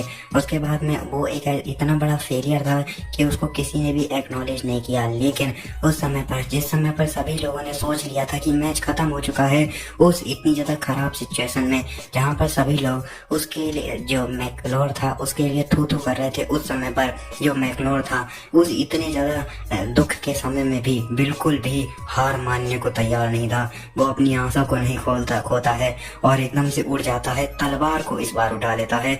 मेन कैरेक्टर अपने मन में बोलता है कि हाँ man, you can do it. और जो टेलर होता है वो एकदम लूसी की तरफ में अटैक करने के लिए बढ़ जाता है। लूसी भी चौंक जाती है। मेन कैरेक्टर बहुत ज्यादा खुश हो जाता है और कहता है कि अब जो लूसी है वो लाइटनिंग मैजिक का यूज करेगी। लेकिन मेन कैरेक्टर चौंक जाता है और कहता है कि हाँ, दिखाया जाता है वो जो लड़की होती है वो अपने सामने बिंड मैजिक की शील्ड बना लेती है, जिसको जैसे बहुत ज्यादा तेज से हवा निकलती है। और जो मैकलोर होता है वो बहुत तेज से चिल्लाता है और उसके सामने एकदम से एक शेर जैसा दहाड़ते हुए फिगर बनता है और वो उस हवा के साथ में पीछे अपने मेन कैरेक्टर के बगल से जाता है और एकदम चुन जाता है दीवार में। मेन कैरेक्टर बोलता है कि क्या लाइटनिंग मैजिक, क्या उसने लाइटनिंग मैजिक का यूज नहीं किया बल्कि बिंड मैजिक क्या किया, आखिर इसका मतलब क्या है। और फाइनली अनाउंस हो जाता है कि जो लूसी मैरियाल है वो जीत चुकी है और जो टेलर है वो हार चुका है। मेन कैरेक्टर एकदम सदमे में हो जाता है और देखो अब समझ में आया कि वो क्यों कह रहा था कि जो लूसी 2 दिन रही। तो इस चीज से मुझे अब ये पता चला कि आखिर रिग्रेट क्यों हुआ। मेन कैरेक्टर बोलता है कि क्या ये एक बहुत बड़ी प्रॉब्लम होने वाली है, मैं डेफिनेटली उसको अकेला नहीं छोड़ सकता हूँ। दिखाया जाता है परफेक्शन ऑफ द विंड, वो जो शेर जैसा आकृति बनी होती है, मतलब भेड़िया जैसी, क्योंकि ये वही है मेरिल्डा, ठीक है, वही विंड स्पिरिट थी। और मेन कैरेक्टर बोलता है कि ये एक ऐसा मैजिक है जो कि सिर्फ और सिर्फ तभी मिलता है जब तुम किसी हाई लेवल के विंड स्पिरिट यानी कि मेरिल्डा से जब तुम कांटेक्ट बनाते हो। और वैसे यहीं से जो मतलब अपना दूसरा वाला मेन कैरेक्टर है बोले तो टेलर मैकलॉर, उसका नाम चेंज करके टेली रख दिया गया है, ठीक है। मुझे समझ में नहीं आ रहा है यार, ये राइटर चूतिया है, कहीं टेलर रख देता है, कहीं तेली रख देता है, कहीं फेलावर रख देता है, पता नहीं कैसे कैसे नाम रख रहा है, प्रिंसेस फोनिया, पता नहीं कैसे कैसे नाम है। चलो क्या ही किया जाए, अपन लोग कुछ कर नहीं सकते हैं, लेकिन फिर भी मैं इसको तेली तो नहीं बुलाने वाला हूँ। पता चले मैं बोलूँ कि तेली ने टेलर के मुक्का मार दिया, ये कुछ कहीं सुनने में कहीं अच्छा लग रहा है, तो इस वजह से ऐसा तो मैं बिल्कुल नहीं बोलने वाला, घंटा नहीं बोल रहा।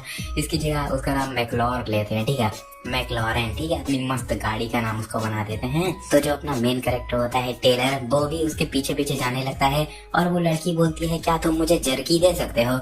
वैसे जर्की का अगर बताएं तो सूखे मीट को कहते हैं, ठीक है, और जर्क माने कमीना भी होता है, just for your common knowledge, ठीक है। तो बताता है मेन कैरेक्टर कि जैसा कि ये सिनेरियो चलने वाला था रियल स्टोरी में, उसमें मेरिल्डा और जो लूसी थी उनका एक साथ बिल्कुल भी मिलना होने नहीं वाला था, क्योंकि जो लूसी थी वो मेरी तरफ में आई थी, इस वजह से उसने मेरिल्डा के साथ में कांटेक्ट बना लिया। और तभी अनाउंसमेंट होती है कि जो अगला मैच है वो रोथ टेलर और उसी के साथ में प्रिंसेस फोनिया के खिलाफ होने वाला है। सामने से प्रिंसेस फोनिया भी आ जाती है, वो बोलती है कि तुम रोथ टेलर कुछ बोलने वाली होती है, लेकिन तब तक अपना टेलर वो भागते हुए जाता है और कहता है कि मुझे उसके पीछे जाना पड़ेगा, क्योंकि जो मैकलॉर था उसको पक्का ही जीतना चाहिए था और उसको इससे कॉन्फिडेंट आता कि वो स्वॉर्ड में बहुत ज्यादा अच्छा हो सकता था। लेकिन आखिर हुआ क्या, वो मेरी वजह से हार गया, क्योंकि मैं यानी कि एड रोथ टेलर वो इस सिलेवेनिया एकेडमी में एकदम से नई एग्जिस्टेंस आ गया। तभी पीछे से मेन कैरेक्टर उसको जाते हुए देखता है मैकलॉर को और कहता है कि मुझे नहीं पता है कि इसका कुछ मतलब होने भी वाला है या फिर नहीं, लेकिन मैं शांति में बैठे हुए तो कुछ नहीं कर सकता हूँ। और चिल्लाता है कि हे मैकलॉर भी रुक जाता है। मेन कैरेक्टर बोलता है कि तुम्हारे जो सभी के सभी प्रयास जो भी तुमने करे हैं वो तुम्हें पक्का ही वापस लौट करके आएंगे, तुम्हें बिल्कुल भी निराश होने की जरूरत नहीं है और शर्मिंदा होने की कोई भी जरूरत नहीं है। और मेन कैरेक्टर मन में बोलता है कि अगर जो मैकलॉर है उसका दिल टूट गया तो फिर ऐसा एक बहुत बड़ा हाई चांस हो जाएगा कि मुझे आगे जाकर के अंत में बहुत ज्यादा हार्ड वर्क करने पड़ेंगे। और चिल्लाता है कि तुम्हें बिल्कुल प्राउडली चलना पड़ेगा, तुमने बहुत ज्यादा अच्छा काम किया है, बस बात ऐसी है जो अपोनेंट तुम्हारे सामने था वो तुम्हारे मैच का था ही नहीं, तो अपने आप को बिल्कुल भी कमजोर मत समझो। और अपने मन में कहता है कि ये बहुत ज्यादा गलत होगा कि अगर मुझे बहुत ज्यादा हार्ड काम करना पड़ेगा, क्योंकि अगर हार्ड काम मैं करूंगा तो फिर तुम क्या करोगे, सारे काम तुम्हें ही करने हैं, प्लीज मुझे थोड़ी देर आराम कर लेने दो। और फिर सीन शिफ्ट होकर के हम लोगों को जो होती है प्रिंसेस फोनिया उसके बारे में बताया जाता है कि जो प्रिंसेस फोनिया की इनसाइट एबिलिटी थी उसको सबसे पहले जो एम्परर क्लियोल थे उनको पता चला था। वैसे ये जो एबिलिटी है वो भगवानों के द्वारा दी हुई नहीं है, बल्कि ये जो एबिलिटी है ये जो प्रिंसेस फोनिया है उन्होंने खुद ही डेवलप करी है। वो एक ऐसी जगह पे रहती है जिसको कि तुम एक डार्क एबियस समझ सकते हो, वहाँ पर उसने अपने आप ऐसे सेंस को बना लिया अपनी सेल्फ प्रोटेक्शन के लिए। ये इसी वजह से क्योंकि जो प्रिंसेस फोनिया थी वो अपनी एबिलिटीज के बारे में कॉन्फिडेंट हो पाए। यहाँ पर बहुत सारे एबियस में मॉन्स्टर होते हैं जो कि प्रिंसेस फोनिया की तरफ में बहुत ज्यादा बुरे तरीके से देखते हैं और प्रिंसेस फोनिया उनके सबके बारे में जानती हैं, लेकिन फिर भी जो प्रिंसेस ऑफ लव है वो हमेशा ही कभी भी ये ऐसे जीती है जैसे कि उसको ये सब पता ही नहीं है कौन उसके खिलाफ क्या क्या स्कीमें कर रहा है। दिखाया जाता है अपना मेन कैरेक्टर प्रिंसेस फोनिया के सामने आकर के खड़ा हो जाता है और कहता है कि प्लीज मुझ पर थोड़ा इजी ही जाना। और प्रिंसेस फोनिया भी कहती है कि हाँ तुम भी मुझ पर इजी ही जाना। और सभी लोग बात करने लगते हैं कि क्या तुमने सुना, आखिर जो वो बंदा था मतलब टेलर वो मैकलोर पर कैसे चिल्ला रहा था, वो सच में बहुत ज्यादा ढीठ इंसान है। वाह, क्या उसने ये इस वजह से किया ताकि वो उसका मजाक उड़ा सके? कि सच में मुझे ऐसा लगा नहीं था। और वो बंदा पक्का ये इसी वजह से कर रहा होगा ताकि वो सबको दिखा सके कि उसने अपने ही दुश्मन को चीयर किया, ताकि सब लोग उसको एक अच्छा बंदा समझे। सच में ये तो बहुत ज्यादा डिस्टर्बिंग है। वो बंदा सच में शुरू से ही बहुत ज्यादा खतरनाक था। और प्रिंसेस भी इसको सुन करके अपने मन में कहती है कि इन सभी लोगों के जो शब्द हैं वो एकदम सही हैं, क्योंकि जो एड रोड टेलर था उसने अपनी पोजीशन का यूज करके जो मेन कैरेक्टर था मैकलोर, उसकी जूनियर को पहले बहुत ज्यादा शर्मिंदा किया। और जब वो चीज भी काम नहीं आई तो फिर उसने मैकलोर के जो टेस्ट में बदलाव कर दिया, लेकिन फिर उस समय भी वो पकड़ा गया। और वो पक्का ही ये चीजें पहले उसके साथ ऐसी ही थी, लेकिन वो क्या चीजें सब कुछ सही थी? नहीं, उस समय पर वो जो डेस्परेशन उसके चेहरे पर दिख रही थी वो बिल्कुल ही असली थी। वो इतना ज्यादा परेशान था जैसे कि वो खुद चाहता हो कि वो जीतता पक्का ही। और वहाँ पर अनाउंसमेंट हो जाती है कि चलो कॉम्बैट को स्टार्ट करो। सामने से प्रिंसेस बोलती है कि एड रोथ स्टेलर, तुमने मुझे कंफ्यूज कर दिया है। अब मैं इस डुअल्स के बाद में सारी की सारी चीजों को एकदम क्लियर करने वाली हूँ इस डुअल में ही। चलो मैं अटैक करने वाली हूँ। और अपने मन में कहती है कि चलो पहले अटैक करते हैं।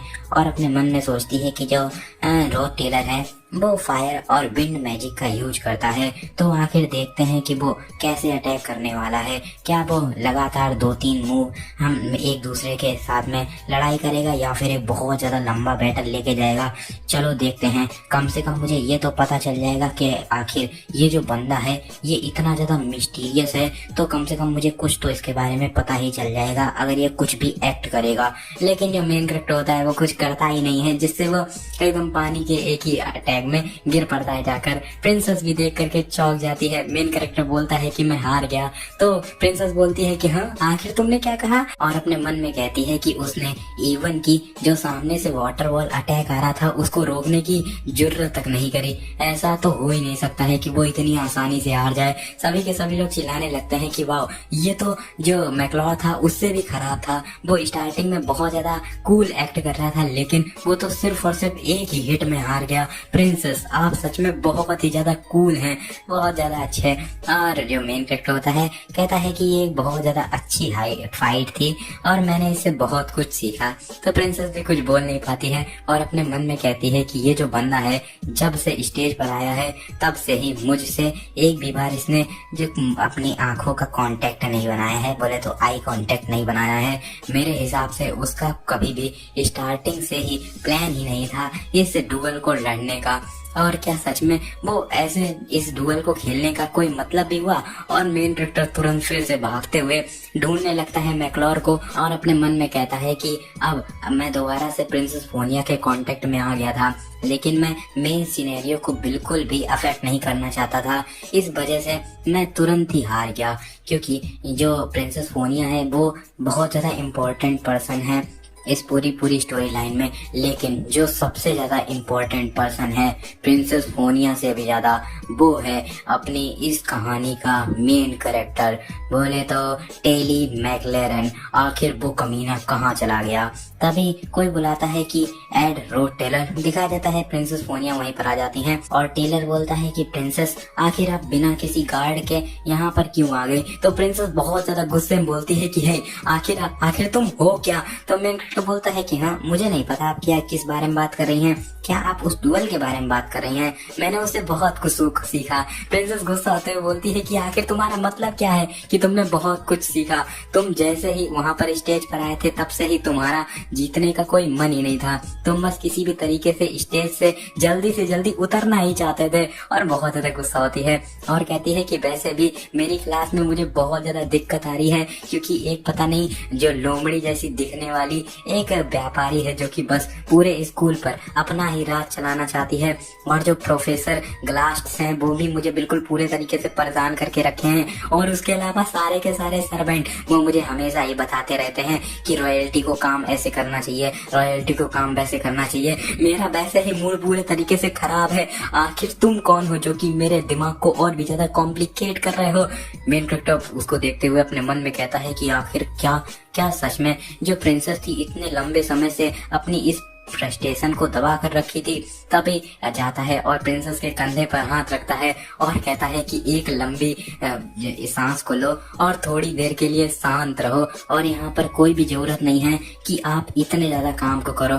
ब्रीथ इन ब्रीथ आउट बोलता है। प्रिंसेस भी साथ में ब्रीथ इन ब्रीथ आउट करती है और एकदम से अपने मुंह को छुपा लेती है। मेन कैरेक्टर बोलता है कि आखिर क्या हो गया? प्रिंसेस बोलती है कि भूल जाओ, और मेन कैरेक्टर बोलता है कि तो जाहिर से मैं जा सकता हूँ, अपने मन में बोलता है। प्रिंसेस बोलती है कि हाँ, मेरे पास में ये एक बहुत ज्यादा बुरी आदत है। वैसे मैं चाहती तो सीधे तुमसे क्वेश्चन भी पूछ सकती थी, लेकिन मैं बस बहुत लंबे समय से चीजें खुद ब खुद सोचने की कोशिश कर रही थी कि आखिर तुम्हारे दिमाग में क्या चल रहा है। वैसे मेरे हिसाब से ये चीज बहुत ज्यादा लंबे समय के लिए हो गई। मेरे हिसाब से मुझे ये तुमसे पहले ही पूछ लेनी चाहिए थी। मेन कैरेक्टर के कानों से खून निकलने लगता है और कहता है कि प्लीज प्लीज मुझे जल्दी से जाने दो, मुझे टेली मैकलॉर को देखना है। तो प्रिंसेस बोलती है कि चलो मैं तुमसे शांति में खुद ब खुद ही पूछ लेती हूँ कि तुमने अपनी फैमिली के साथ में कनेक्शन कट ऑफ करने की कोशिश करी, क्योंकि तुम जानते थे उनके डार्क साइड के बारे में, है ना? और यही रीजन है जिस वजह से तुम टेली मैकलॉरन से लड़े थे जा करके, ताकि तुम्हें एक रीजन मिल पाए, ताकि तुम्हें फैमिली से निकाला जा सके। मेन कैरेक्टर अपने मन में कहता है कि वैसे ये बहुत ज्यादा अच्छा तुक्का लगा रही है। वैसे कहा जाए तो फिर ये सारी की सारी चीजें लगभग में गलत ही हैं, लेकिन अगर देखा जाए तो फिर जो रोड टेलर की फैमिली है उसके पास में सही में एक बहुत ज्यादा बुरा डार्क साइड है, लेकिन मैं तो नहीं बताऊंगा। और उसे बोलता है कि नहीं, आखिर तुम किस बारे में बात कर रही हो, मैं तो ऐसा कुछ भी नहीं जानता हूँ। प्रिंसेस फिर से गुस्सा हो जाती है। मेन कैरेक्टर बोलता है अपने मन में कि यहाँ पर ये एक ऐसी चीज है जिसको कि बहुत ज्यादा फ्यूचर में जा करके बाहर निकलना है, तो मैं अभी तो कुछ नहीं बता सकता हूँ। प्रिंसेस बहुत ज्यादा गुस्से में बोलती है कि नहीं, ऐसा हो ही नहीं सकता है कि मैं गलत हो जाऊं। सारी की सारी चीजें लॉजिकली सेंस बना रही हैं, तो फिर आखिर वो सारे के सारे शब्द क्या थे जो तुमने टेली मैकलॉर को बोले? आखिर तुम उस बंदे को क्यों चीयर अप कर रहे थे जिसने कि तुम्हें लगभग में एक्सपेल ही करा लिया था? क्या तुमने कभी भी टेली मैकलॉरन को अपना एक दुश्मन नहीं समझा क्या कभी भी? मेन कैरेक्टर अपने मन में बोलता है कि सच में ये जो क्वेश्चन है वो बहुत ही ज्यादा शार्प हैं, लेकिन मैं नहीं फंसूंगा। और कहता है कि ये इस वजह से है क्योंकि मैं उसका मजाक उड़ाना चाहता था। तुम जानते ही हो जैसे कि सब लोग मुझे बहुत ज्यादा हेट करते हैं, तो फिर मैं उसको चीयर अप करके दिखाना चाहता था कि जो सभी के सभी लोग हैं वो लोग मुझे एक अच्छा बंदा सोचे। प्रिंसेस फिर गुस्सा हो जाती है और कहती है कि कोई भी बोल सकता है कि तुम बिल्कुल झूठ बोल रहे हो, जल्दी से मेरी आंखों में बोलो और मुझे सच बताओ। और अपनी इनसाइट का यूज कर रही होती है। मेन कैरेक्टर बोलता है कि मैं सच बोल रहा हूँ, लिख करके आता है झूठ बोल रहा है। प्रिंसेस फिर गुस्से में पैर पटकती है और बहुत तेज से चिल्लाती है। मेन कैरेक्टर बोलता है कि मैं सच में सच बोल रहा हूँ, और फिर से प्रिंसेस गुस्सा हो जाती है, बार बार झूठ लिख करके आ रहा होता है। मेन कैरेक्टर अपने मन में कहता है कि उसके पास में अभी कोई भी एविडेंसेस नहीं है। मेन कैरेक्टर फिर से बोलता है कि मैं सच बोल रहा हूँ। प्रिंसेस के मुंह से एकदम आग निकलने लगती है और मेन कैरेक्टर बोलता है कि ये सारी की सारी चीजें मेन सिनेरियो ही है जो कि मुझे आगे जाकर के मदद कर सकता है, तो मैं मेन सिनेरियो को बिल्कुल भी खराब नहीं होने दे सकता हूँ। प्रिंसेस फिर अपने गुस्से को शांत करती है और कहती है कि ठीक है, चलो मेरे पास में कोई भी एविडेंस नहीं है तो मैं कुछ भी नहीं कर सकती हूँ, तुम जा सकते हो।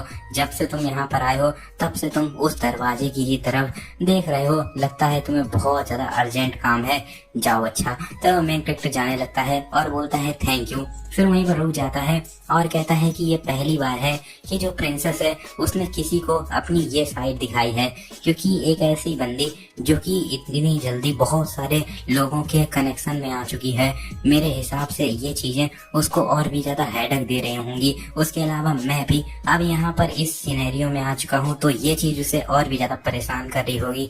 और कहता है कि आखिर मैं अपनी सारी के सारी परेशानियों को प्रिंसेस की परेशानियों के साथ में कैसे ही कंपेयर कर सकता हूँ।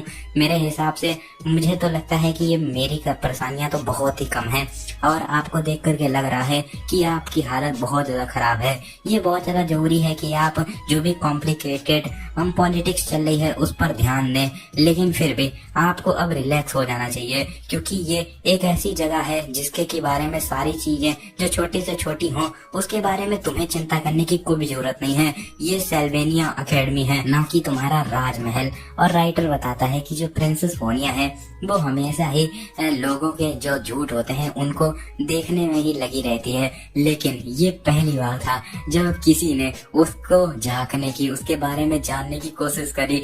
और मेन कैरेक्टर वहां से जाते हुए कहता है कि ये बहुत ज्यादा परेशान है, मैंने बहुत ज्यादा टाइम को खो दिया है। अगर जो तेली मैकरेल है उसने गिव अप कर दिया होगा तो फिर मेरी कंफर्टेबल लाइफ वो खराब हो जाएगी, नहीं पूरी दुनिया ही खत्म हो जाएगी। और बहुत ज्यादा तेज से दौड़ते हुए जाता है, वहाँ पर मैकलैरन बैठा होता है। मेन कैरेक्टर चिल्लाता है कि क्या तेली मैकलैरन, और एकदम से रुक जाता है, मन में कहता है कि आखिर मुझे क्या कहना चाहिए। तभी कोई कहता है कि है बिल्कुल भी पास मत आना। उसके सामने एक लड़की आकर के खड़ी हो जाती है और अपना टेलर बोलता है कि क्या हो गया। वो लड़की बोलती है रोते हुए, एड रो टेलर, तुम और ज्यादा तेली को बिल्कुल भी परेशान मत करो। हमें बताया जाता है ये है एला ट्रिस और ये मेन हीरोइन है। आई मीन यार तुम देखो, मैं मजाक नहीं कर रहा हूँ, ये जो राइटर है सच में चूतिया है एक नंबर का। कैसे कैसे नाम रख रहा है, तेली, टेलर, आइला माइला, पता नहीं क्या क्या नाम है यार, फेलवर, पता नहीं कैसे नाम है, चलो क्या ही कर सकते हैं।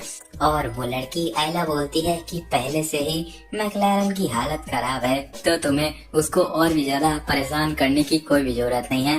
पीछे से मैकलैरन भी उठता है और बोलता है कि क्या तुम अभी भी स्कूल में हो। इसको देख करके मेन कैरेक्टर बोलता है कि क्या वो रिवाइव हो गया। एक ऐसी फाइटिंग स्पिरिट वो कभी भी नहीं खराब होने वाली, चाहे उसके सामने जितना भी खतरनाक अपोनेंट क्यों ना आ जाए। उसकी आंखों में वो बील पापर सामने दिख रही है। मैकलैरन आता है और उस लड़की को पीछे करके कहता है कि रोथ टेलर अब क्या हो गया। और मेन कैरेक्टर अपने मन में बोलता है कि अच्छा तो ऐसी बात है, जिस समय पर मैं प्रिंसेस से डुएल करने में बिजी था तब उसकी सबसे ज्यादा छोटी फ्रेंड, मतलब अपनी चाइल्डहुड की फ्रेंड तुरंत ही उसके पास गई और तुरंत ही 1 सेकेंड के अंदर में उसने जो मैकलॉरन था उसको संभाल लिया। मैकलॉरन पूछता है कि आखिर तुम यहाँ पर क्यों आए हो, आखिर तुम्हें मेरे से कुछ लेना देना है क्या। और अपना मेन कैरेक्टर मन में कहता है कि सच में जब तक आइला उसके साथ में है तब तक जो तेली है उसको कोई भी दिक्कत नहीं होने वाली है, वो बार बार अपने पैरों पे खड़ा ही हो जाएगा। और बोलता है कि तुम सच में तलवार के साथ में बहुत ज्यादा अच्छे थे। तो इसको सुनकर के तेली मैकलैरन बोलता है कि आखिर अब तुम क्या इसमें स्कीमिंग कर रहे हो। मेन कैरेक्टर उसको देखते हुए अपने मन में बोलता है कि हाँ ये एकदम सही बात है, मैं बहुत सालों तक इसके साथ टेलर के साथ बन के रहा हूँ, तो फिर हमेशा ही अंत में वो किसी न किसी तरीके से जीत ही जाता था। मेरे हिसाब से मुझे ऐसा कुछ भी सोचने की जरूरत नहीं है।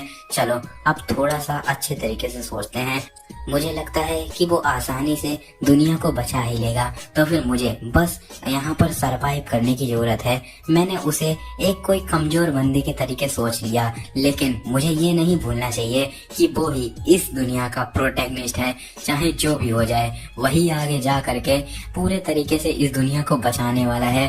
तो इस समय पर मैं पूरा तरीके से रिलीफ हो चुका हूँ, क्योंकि इस वजह से नहीं कि जो खराब स्टोरी थी वो ट्रैक पे आ गई है, बल्कि इस वजह से क्योंकि जो टेलर जिसकी साथ में इतने लंबे समय तक रहा हूँ उसको वो चीज मिल चुकी है जो कि उसको चाहिए थी और एकदम कूल बन के जाने लगता है, जिसको देख करके वो दोनों लोग कहते हैं कि आखिर ये क्या बकवास है, आखिर वो ऐसे क्यों एक्ट कर रहा है जैसे कि वो बहुत ही ज्यादा कूल है।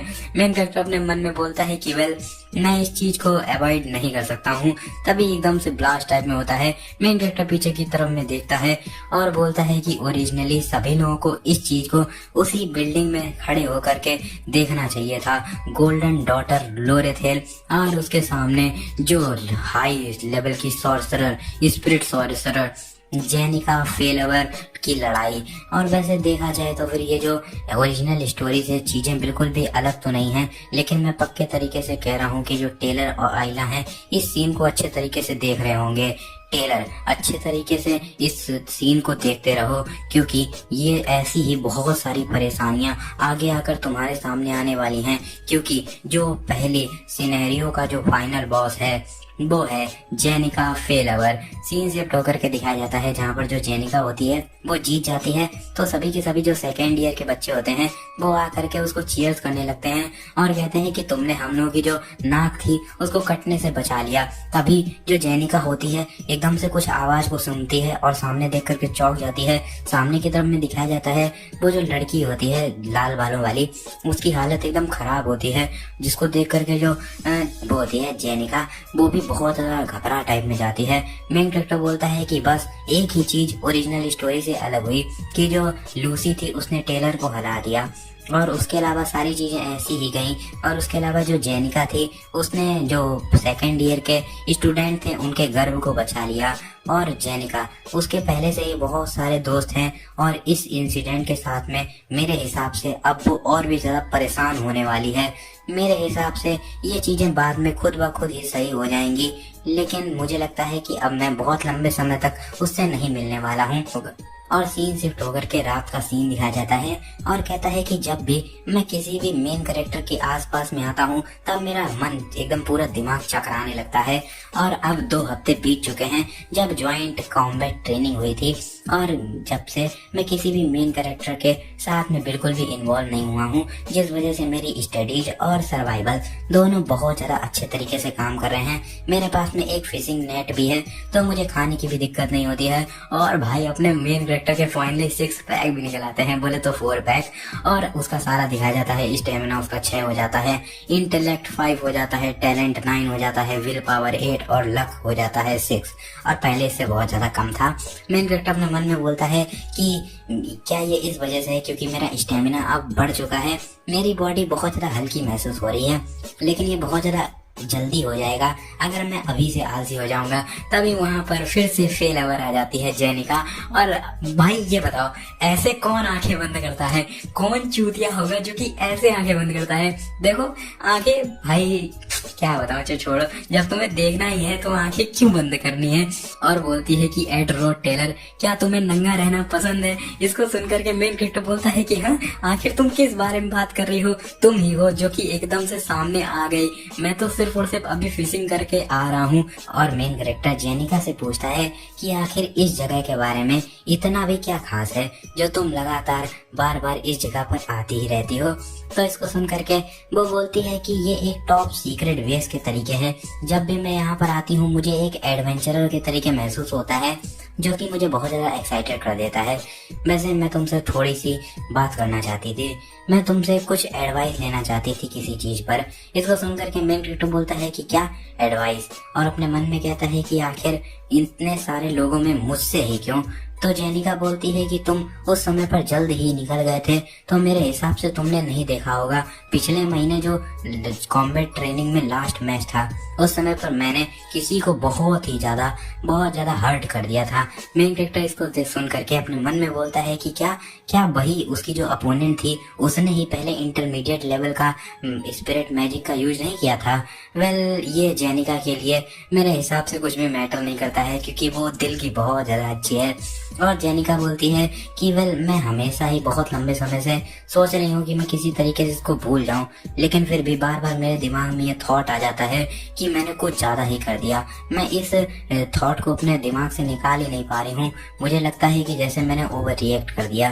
तो इसको सुन करके मेन कैरेक्टर बोलता है कि अच्छा ऐसी बात है। तो जेनिका बोलती है क्या मुझे अपोलोजाइज करना चाहिए, माफी मांगनी चाहिए कि, लेकिन मेरे जो दोस्त हैं वो कभी भी मुझे ऐसा कुछ भी कहने नहीं देंगे, वो हमेशा से यही कह रहे हैं कि तुमने कुछ भी गलत नहीं किया है। इसको सुन करके मेन कैरेक्टर बोलता है कि तो फिर तुम कर दो, कोई भी दिक्कत वाली बात नहीं है, अगर तुम्हें लगता है कि तुम गलत हो तो फिर माफी मांग लो। और बताता है कि जो प्यारी सी सेकेंड ईयर की स्टूडेंट है जेनिका, वो एक ट्रेजर के तरीके है सभी लोगों के लिए। तो अगर उसे ये लगता है कि उसने कोई गलती करी है और खुद को वो बुरा टाइप में समझने लगती है, तो सभी के सभी लोग उसको इनकरेज करने के लिए आ जाते हैं और उसकी तरफ में खड़े हो जाते हैं। लेकिन जो जेनिका है वो ये जानती है कि चाहे तुम्हारे पीछे जितने भी लोग खड़े हो जाएं, लेकिन तुमने अगर कोई गलत चीज करी है तो वो गलत ही रहने वाली है। और ये चीज तुम्हारी जो भी गलतियां होती हैं उनको बिल्कुल भी इरेज नहीं करने वाली है। तो मेरे हिसाब से शायद से वो इसी वजह से यहाँ पर आई होगी। और जेनिका बोलती है कि जैसा कि एक्सपेक्टेड था तुमसे एडी, उसका नाम एड रोड टेलर है तो इसी वजह से वो एडी बोली है, ठीक है।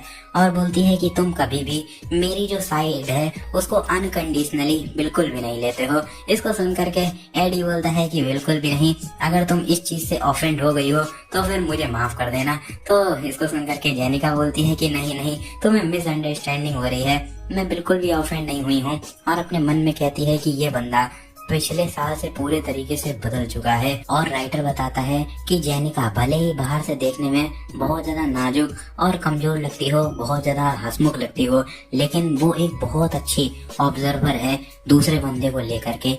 इवन जब जो अपना मेन कैरेक्टर था वो जब रुपए मांग रहा था तब वो डेस्परेशन उसके मुंह पर नहीं थी जो कि लोगों के मुंह पे दिखती है जब वो रुपए मांगते हैं। क्योंकि वो जो बंदा था उसको, जो जेनिका थी, उसको ये पता चल चुका था कि जो अपना मेन कैरेक्टर एडी है वो बस ये चाहता है कि वो उसके पास में बिल्कुल भी ना आए। और यही साइड एडी की जेनिका को पसंद आ गई। और जो जेनिका होती है वो हंसते हुए प्यारे से चेहरे से बोलती है कि मैं ये मिस करती हूँ कि सारी की सारी दुनिया तुम्हारे तरीके हो एडी। और भाई क्या लग रही होती है। और इसी के साथ में इस चैप्टर का एंड होता है। तो भाइयों बताओ जल्दी से जल्दी इस मानवा को स्टार्ट रखना चाहिए या फिर नहीं। तो अगर चाहते हो इसको स्टार्ट रखूं तो फिर इस पे 150 लाइक और 100 कमेंट करा दो, ठीक है। तो करा देना, ठीक है, आई थिंक करा दोगे। चलो ठीक है, फिर मिलते हैं नेक्स्ट एपिसोड में। टिल देन टाटा और टेक केयर, बाय।